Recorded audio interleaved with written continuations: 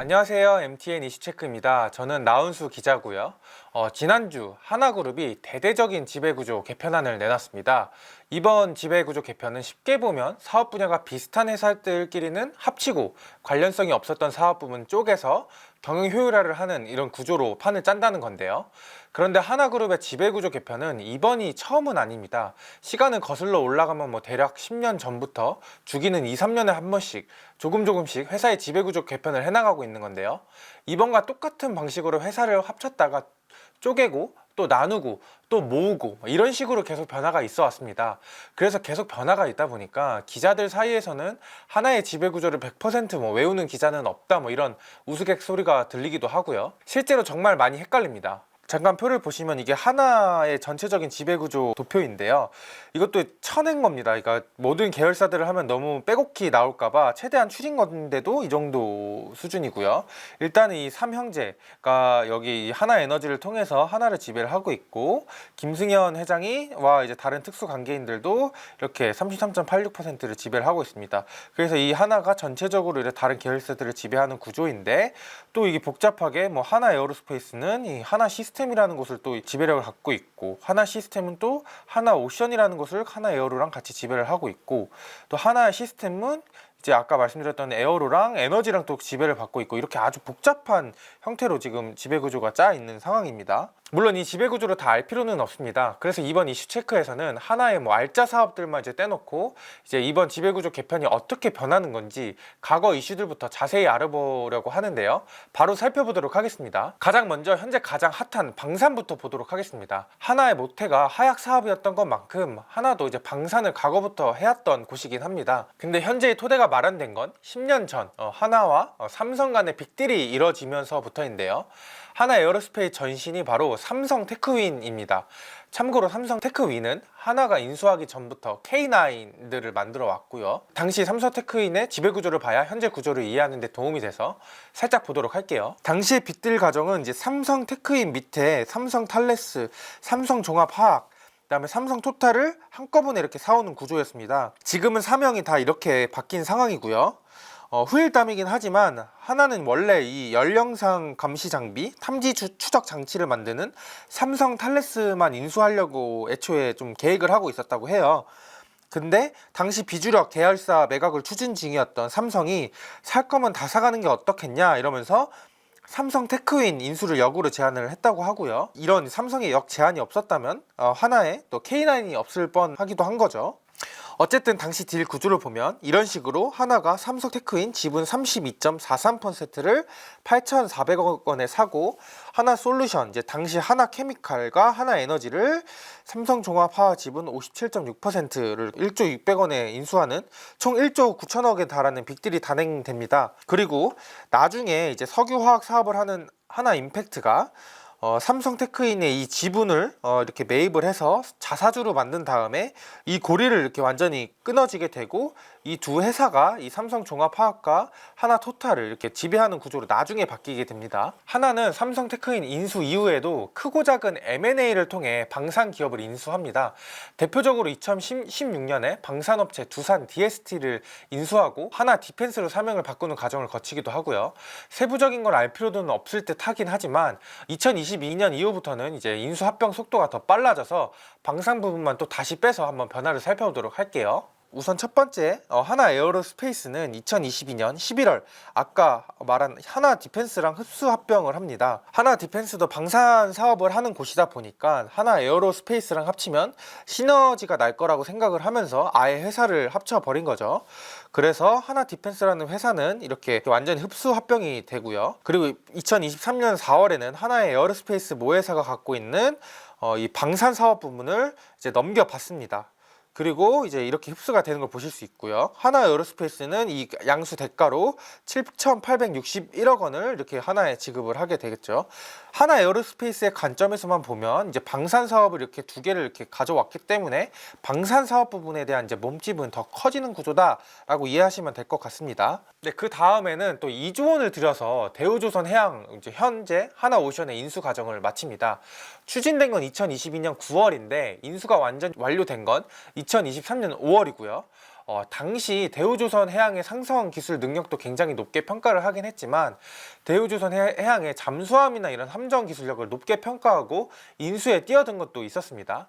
참고로 당시에 무산이 되긴 했지만 2008년에 하나그룹이 6조 원의 대우조선해양을 인수하려고 했는데 약 10몇 년 뒤에 이제 2조 원의 3분의 1 가격에 인수를 이렇게 한 걸 보면 굉장히 좋은 가격에 산 거다라고 이렇게 지금 업계는 평가하고 있습니다. 근데 이제 하나에어로스페이스가 2조 원을 모두 들여서 하나오션을 산 건 아니고요. 다시 PPT를 보시면 하나에어로스페이스가 23.2%, 하나시스템이 11.6% 이렇게 지분을 나눠 갖는 형식으로 2조 원, 총 2조 원을 들여서 인수를 했다고 보시면 되겠습니다. 여기까지가 끝이면 좋겠지만 아직도 끝이 아닙니다. 지배 구조만 보면 에어로스페이스는 K9을 만드는 지상 방산 및 항공우주, 그다음에 하나시스템은 지휘 장비, 정자 장비를 만드는 방산, 하나오션도 잠수함 만드는 방산인데 여기에 보시는 이제 하나비전과 하나정밀기계는 엄연히 따지면 방산산업을 영위하는 곳은 아닙니다. 하나비전 이제 뭐 CCTV 같은 이제 보안용 카메라 같은 곳을 만드는 곳이고 하나정밀기계 같은 경우에도 반도체 장비나 산업용 장비를 만드는 곳입니다. 그러니까 방산이랑 이제 관련이 없는 분야죠. 그래서 이번에는 방산은 이제 방산대로 다른 사업 부문은 다른 사업 부문들끼리 모이도록 또 회사를 쪼갭니다. 이게 지난 5일 발표한 하나에어로스페이스 지배구조 개편의 핵심이라고 보시면 될 것 같아요.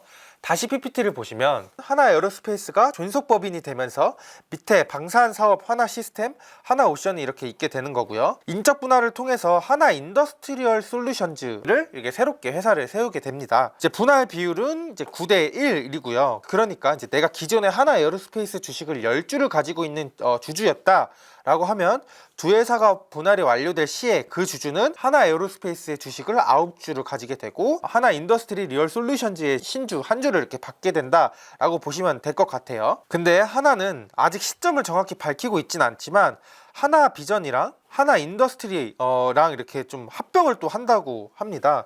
그렇게 되면은 이렇게 흡사합병이 되고 이렇게 인수가 되면서 하나비전이 이렇게 사라지게 되겠죠. 흡사합병을 하는 이유는 하나비전이라는 회사가 굉장히 좀 현금 창출력이 뛰어난 회사라고 해요. 그래서 하나 인더스트리얼즈 솔루션즈 이 현금 창출 능력을 이렇게 확보한 다음에 하나 정밀기계가 이제 반도체, 그러니까 특히 말해서 요즘 핫한 HBM 차세대 장비를 개발하는 곳인데 그래서 이제 연구개발 비용을 이제 투입을 좀 할 필요가 있으니까 하나비전의 현금 창출 능력을 흡수를 해서 여기에다가 자금을 지원해주는 이렇게 형식으로 판을 새롭게 짠다고 보시면 될 것 같습니다. 그리고 제가 말씀 못 드린 것 중에 하나가 여기 제일 꼭대기에 있는 하나가 갖고 있는 건설 분야의 풍력 그리고 글로벌의 플랜트 사업을 이제 하나오션이 양수를 해옵니다. 이제 풍력 플랜트 부분을 톡 떼서 이 하나오션의 사업 부분에 붙인다고 이렇게 보시면 될 것 같습니다. 이게 한 4천억 정도 되는데 이렇게 보시면은 하나풍력 1881억, 그 다음에 글로벌의 플랜트 2144억을 사업 양수를 이렇게 받아온다고 보시면 되겠고요. 일각에선 배 만드는 곳에서 이제 무슨 풍력이랑 이제 플랜트 사업을 양수해오냐 이런 시각도 있는데요.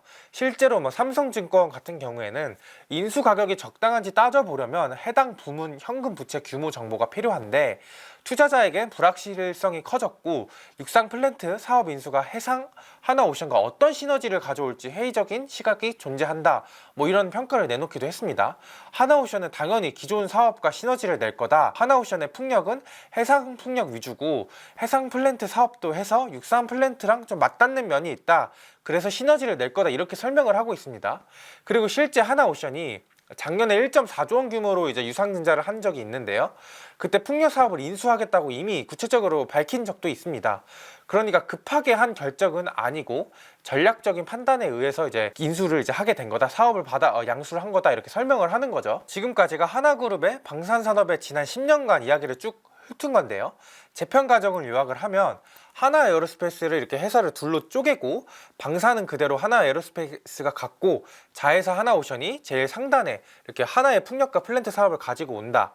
그리고 나머지 이렇게 쪼개진 하나인더스트리는 이제 자회사 하나비전과 하나정밀로 이렇게 갖고 쪼개지는데 하나인더는 하나비전이랑 이렇게 합쳐서 미래산업인 이제 하나정밀기계에 자금을 넣어준다, 이렇게 요약이 됩니다. 하나그룹의 이제 가장 핵심 산업이 방산이다 보니까 지난 10년 전부터 지금까지 어떻게 변한 건지 자세히 알아봤습니다. 자, 이제부터는 하나와 나머지 계열사 일부 주주 개편도 이렇게 같이 발표가 돼서 어떻게 이루어지는지 좀 속도를 내서 보도록 하겠습니다. 아까 방사능 봤으니까 빼고 하나갤러리아나 하나생명보험은 이번 지배구조 개편하고는 직접적인 관련이 없으니까 그것도 빼고 하나솔루션의 지배구조를 보면 지금 이런 식으로 지금 지배구조가 짜 있습니다. 아까 이렇게 이쪽에 방산이 있었지만 이렇게 뺐습니다. 그리고 하나가 이렇게 하나솔루션, 하나임팩트, 하나토탈 이렇게 거느리고 있고요. 또 아까 말한 이 산 형제가 가지고 있는 하나에너지는 또 하나임팩트의 지분을 상당히 많이 갖고 있는 이런 형식으로 보시면 되겠습니다. 아까 여기도 삼성과 거래한 빅딜 흔적들이 조금 보이는데 하나임팩트 같은 경우에는 아까 삼성종합화학 그리고 하나토탈은 삼성토탈을 말하는 거겠죠. 이번에는 이제 하나랑 하나솔루션을 같이 보려고 하는데요. 하나솔루션 이야기만 잠깐 하면 이 회사 역시 지난 6, 7년 전부터 많은 변화를 거쳤습니다.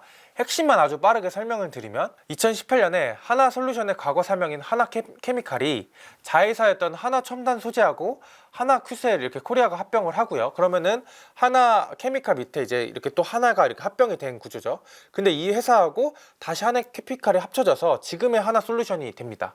그리고 이후에도 하나갤러리아라는 곳을 합병 후에 또 재상장하고 하나도시개발이라는 거를 또 인적 분할하는 이런 복잡한 과정을 거치긴 하는데 너무 복잡하니까 이건 생략을 하고요. 그래서 지금 이 보시는 게 이게 이번에 발표한 직전에 하나솔루션의 부분의 지배구조 모습입니다. 아까 보시는 걸랑 똑같은 내용이고요. 근데 여기서 지금 이번에 어떻게 이루어지는지 다시 한번 설명을 드리면요. 우선 하나가 사업 부분을 이렇게 건설, 글로벌, 모멘텀 이렇게 나뉘어져 있는데 여기서 모멘텀 부분을 아예 이렇게 물적 분할을 해서 그러니까 쪼개서 100% 자회사로 만듭니다. 그러면은 이렇게 되는 거겠죠. 하나 모멘텀이라는 새로운 회사가 또 만들어지는 겁니다. 하나 모멘텀이라는 것이 이제 모멘텀 이 용어가 좀 생경하다 보니까 어떤 사업을 하는 건지 이제 설명을 드리면 2차 전지랑 태양광 장비를 만드는 곳이라고 합니다. 근데 여기서 또 태양광이 옆에 있는 이제 하나솔루션이랑 좀 사업이 비슷하잖아요. 하나솔루션이 셀 모듈 같은 태양광 제품을 만드는 곳이니까요. 그래서 회사를 이렇게 물적 분할을 하는 동시에 하나 모멘텀의 태양광 장비 사업을 하나솔루션에 이렇게 넘깁니다. 그래서 이렇게 태양광 장비를 이렇게 넘기게 되는 형식이고 하나솔루션은 그 대가를 이제 370억 원을 이제 하나 모멘텀에 지급한다라고 보시면 되겠습니다. 하나 모멘텀의 경우에는 앞으로 최소 5년간은 상장하지 않겠다 이런 입장을 같이 지금 하나 측은 밝히고 있고요. 그러면 이제 태양광 소재, 제품, 설비, 장비 사업 이렇게 밸류체인을 구축한다는 게 하나솔루션과 하나의 설명입니다. 이게 지금 지난주에 했던 하나그룹 전체적인 이제 지배구조 개편안입니다. 그렇게 되면 아까 제가 처음에 보여드렸던 지배구조 개편안이 이렇게 하나 모멘텀, 하나 비전 이런 식으로 좀 짜여져 있는 형식인 겁니다. 그렇게 되면 아까 전체적인 그림이 제일 제가 아까 처음에 보여드렸던 것처럼 이렇게 짜지는 형식이라고 보시면 되겠습니다. 굉장히 그래도 복잡하죠. 하나그룹 측의 입장은 관련 없는 사업들을 쪼개고 또 같은 사업 부분을 합치면 이제 시너지가 날 거고 또 규모의 경제, 경영 효율화를 이룰 수 있기 때문에 전체적인 기업 밸류가 높아지게 될 거다 이렇게 설명을 하고 있습니다. 그렇게 되면 하나의 전체적인 이제 밸류가 한층 더 이렇게 높아지게 될 거다 이런 설명을 하고 있는 거죠. 근데 사실 우려의 목소리도 있는 게 사실입니다. 대표적으로 하나오션 같은 경우에 앞서 말씀드렸던 것처럼 조선 사업 그리고 방산 사업 이렇게 좀 영위를 했던 곳인데 그래서 해상풍력이랑 플랜트랑 뭔 관련이 있냐 이렇게 이야기하는 전문가들도 있고요. 물론 아직은 지배구조 개편을 내놓은 지 일주일도 안 됐기 때문에 이번 개편이 원인이 돼서 주가가 떨어졌다 이렇게 단순하게 말은 할 수는 없겠지만 그래도 발표 이후에 한화오션의 주가가 좀 하락세를 보이는 상황이긴 합니다. 또 제일 꼭대기에 있다고 할 수 있는 하나에 대한 우려 섞인 목소리도 있어요. 그림에서 보시는 것처럼 하나가 이렇게 자체적으로 하는 사업들이 그 전에 있었거든요. 건설, 글로벌, 모멘텀 이런 식으로요.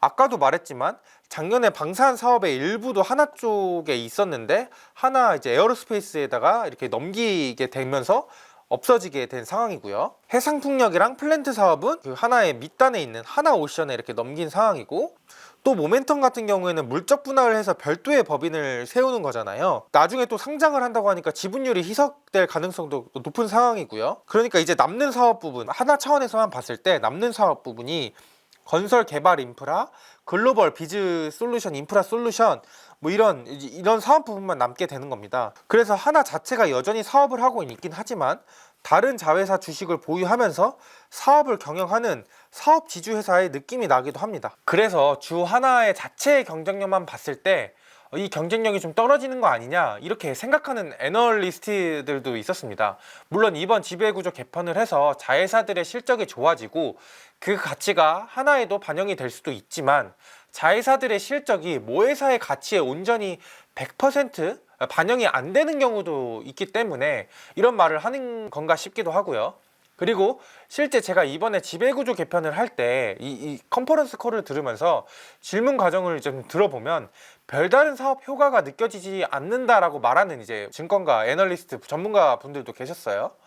이거는 컨콜에서 나온 이야기는 아니지만 또 다소 삐딱하게 바라보는 분들은 향후에 그룹의 승계 이슈가 있는데 이 회사를 분할하기 위한 좀 준비 단계 아니냐 이렇게 좀 삐딱하게 바라보는 시각도 있었습니다. 실제로 이번 지배구조 개편 후에 나온 언론 보도를 보면은 유력 승계자인 김동관 부회장 체제가 뭐 더 굳건해졌다. 또 사업 부분이 이제 확실하게 나눠지면서 승계에도 좀 이제 탄력이 붙을 것 같다. 이런 보도들이 엄청 많이 나오는 상황입니다. 물론 하나 측의 입장은 이렇게 회사가 다이내믹하게 변하는 건 그만큼 회사가 에너지틱하게 움직이고 있는 방증이다. 이런 말을 하고 있고요. 그리고 이번 사업들을 넘기면서 반은 현금으로 주 하나에 이제 배당, 투자 확대를 하겠다 이렇게 계획을 밝히고 있는 상황이기도 합니다. 물론 이번 지배구조 개편이 앞으로 주가에 어떤 영향을 미칠지는 지켜봐야 될 필요는 있어 보입니다. 그리고 거의 10년 가까이 회사가 지배구조 개편을 하고 있는 만큼 앞으로도 이 변화 가능성을 배제할 수는 없어 보이기도 하고요. 그리고 이제 뭐 하나 측에서도 이 지배구조 개편을 안 하겠다 이런 말을 구체적으로 하고 있지는 않습니다. 참고로 좀 시기를 말씀을 드리면 하나는 이제 7월 1일에 물적 분할이 완료가 될 예정이고요. 그 전에 이제 임시 주주총회를 열어서 물적 분할 안건을 통과시킨다는 입장이고요. 하나 에어로스페이스 아까 회사를 두 개를 쪼개는 인적 분할 같은 경우에는 9월 1일 에 예정이 돼 있는 상황입니다. 앞으로 또 어떻게 하나가 지배구조 개편을 이뤄낼지 그리고 하나가 말했던 것처럼 뭐 배당 확대나 투자 확대를 통해서 그리고 자회사들의 합병으로 시너지를 내서 전체적인 밸류업을 이룰 수 있을지 한번 같이 지켜보시면 좋을 것 같고요. 제가 오늘 준비한 이슈 체크는 여기까지고요. 다음 주에는 더 유익하고 재밌는 컨텐츠로 찾아뵙도록 하겠습니다. 지금까지 구독해주신 구독자 여러분들 감사합니다.